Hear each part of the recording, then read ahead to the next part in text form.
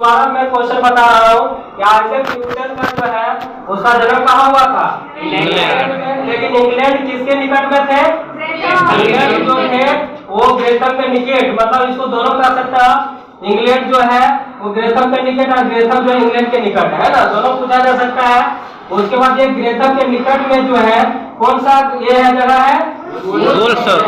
यानी ये जितना भी बताए आइजैक न्यूटन का जन्म के बारे में बताया गया। ठीक है, कुछ अगला पॉइंट है, विज्ञान के इतिहास में वह प्रायः सबसे अधिक मौलिक तथा प्रभावशाली सिद्धांतवादी के रूप में जाने जाते हैं। और इस बात से हम लोग बहुत ज्यादा परिचित है कि आइजैक न्यूटन जो थे एक विशेष प्रकार के वैज्ञानिक थे। वो विशेष ज्यादा विज्ञान में ध्यान रखते थे और प्रभावशाली सिद्धांतवादी के रूप में जाने जाते हैं। इन्होंने बहुत सारे सिद्धांत भी लिखा है और इस सिद्धांत को अपने पढ़ करके बहुत लोग क्या करता है, वैज्ञानिक बनने का काम करता है ना। ठीक उसी तरह से वे एक निर्धन कृषक परिवार में जन्मे थे। ये बहुत इंपॉर्टेंट क्वेश्चन है कि वे जो है आइजैक न्यूटन जो थे, ठीक है, आइजैक न्यूटन जो थे वे एक निर्धन कृषक परिवार में जन्म हुआ था उसका, है ना। निर्धन कृषक का तो समझते है ना? यस सर, किसान खेती। हाँ, परिवार में उसका क्या हुआ था? जन्म हुआ था। याद रहेगा? यस सर, जन्म हुआ था। याद रखिएगा कि आइजैक न्यूटन का कैसा परिवार में जन्म हुआ था, है ना। आगे आपको अति लघु में या लघु में पूछ सकता है क्वेश्चन, ठीक है ना, कि आइजैक न्यूटन का जन्म कैसा परिवार में हुआ था, बताइए। तो आप लिख सकते हैं आइजैक न्यूटन का जन्म एक निर्धन कृषक परिवार में हुआ था। निर्धन का मतलब क्या होता है? निर्धन, हाँ, मतलब गरीब से गरीब। आप सोचिए एक गरीब घर में जन्म ले करके एक विज्ञान का ये बहुत बड़ा इतिहासकार बन गया है ना। विज्ञान के बारे में समझ आने वाला बहुत सारे विज्ञानियों ने सिद्धांत दिया है और सिद्धांत पर पढ़ करके लोग आगे बढ़ते हैं ना। तो एक निर्धन कृषक परिवार में हुआ था इसका जन्म। यहाँ तक कोई दिक्कत है किसी को? नहीं है।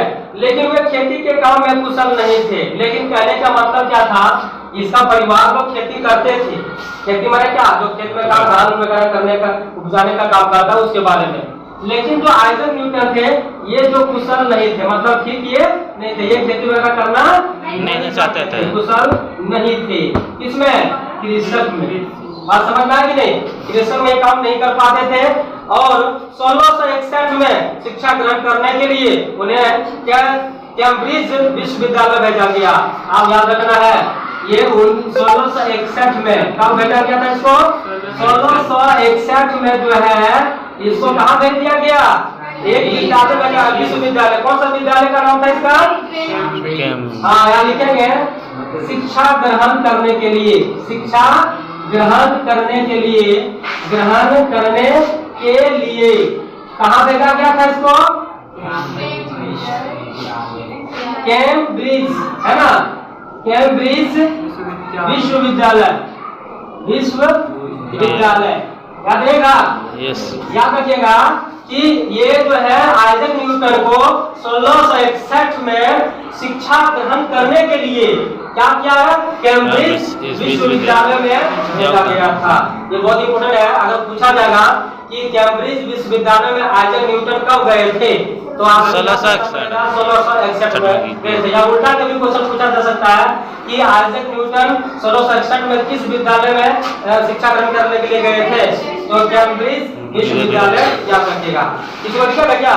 सन 1665 में कैम्ब्रिज में प्लेग फेल गया एंड न्यूटन को 1 वर्ष की छुट्टी मिल गई। आप देखिए 1661 में क्या हुआ, ये तो वहां पर शिक्षा ग्रहण करने के चले गए और 1665 सन 1665 में क्या हुआ, इसको लगभग जो है किस लिए प्लेग फेल गया और न्यूटन को 1 वर्ष की छुट्टी मिल गई, है ना।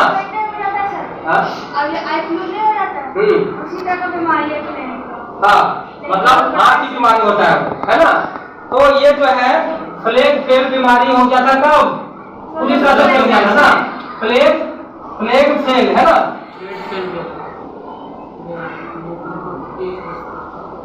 प्लेग फेल के कारण जो है कितने वर्ष की छुट्टी मिल गया था इसको? 1 वर्ष। याद रखिएगा, क्वेश्चन इंपोर्टेंट है 1 वर्ष के लिए छुट्टी मिला था। अगर क्वेश्चन पूछा जाए कि 1665 में, सन 1665 में आइजैक न्यूटन को कैम्ब्रिज विश्वविद्यालय में कितने दिन के लिए छुट्टी मिला था? 1 वर्ष। 1 वर्ष के लिए, है ना? कितने वर्ष के लिए? 1 वर्ष। कितने क्वेश्चन नहीं पूछेगा, वर्ष में पूछेगा ना कि कितने वर्ष के लिए छुट्टी मिला था। तो 1 वर्ष के लिए छुट्टी मिला था। और ऐसा कहा जाता कि इस वर्ष उनके ऊपर सेब गिरने की घटना घटित हुई थी। और यही समय में आइजैक न्यूटन के ऊपर एक पेड़ से सेब गिरा, है ना? सेब जो है पेड़ से इसके ऊपर गिर गया था, है ना? और इसी घटित के कारण जो इन्होंने शायद व्यवस्था की, इतना बड़ा क्या किया, सोच बनाया, है ना? और इस घटना ने न्यूटन को चंद्रमा को उसकी कक्षा में बनाए रखने वाले बल और तथा गुरुत्व बल के बीच में संबंध की संभावना की खोज करने की प्रेरित किया। अब कहने का मतलब यह है, और यह जब इस पर सेब गिरा पेड़ से, है ना, ये घटना से इसको यह क्या होने लगा कि जो चंद्रमा को उसकी कक्षा में, चंद्रमा सब जानते हैं, चंद्रमा जानते हैं ना? Yes sir. चंद्रमा का नीचे में ऊपर में, ऊपर में चंद्रमा जो होता है अपने कक्ष पर है ना? और अपने कक्ष पर जो है में बनाए रखने वाले जो बल होता है, आई अपने कक्षा में, चंद्रमा का होता है अपना कक्ष में होता है ना? और यहाँ पर क्या है, अपना बल लगाता है, बल लगाता। आप यहाँ खड़े हैं तो आप एक बल लगा के खड़े हैं ना? आपको धक्का देना कोई तो आप इधर नहीं हिले लगेंगे, है ना? तो अपना बल के मजबूती के कारण आप खड़े हैं। उसी तरह चंद्रमा भी जो है आपका, वो अपने कक्ष पर अपने बल के बलवत्त जो है वो वहां पे टिके हुए है। उसके बाद गुरुत्व बल के बीच संबंध की संभावना खोज करने की प्रेरित किया। और गुरुत्व बल, और इसको क्या, गुरुत्व बल की खोजने का प्रेरित किया गया, है ना? आदि प्रेरित जो होगा ये किसके बारे में, कि गुरुत्व बल और चंद्रमा जो अपने बल के कारण जो है वहां पर खड़ी है, किस बल के कारण? तो ये तो हम जानते हैं कि चंद्रमा भी गुरुत्वाकर्षण बल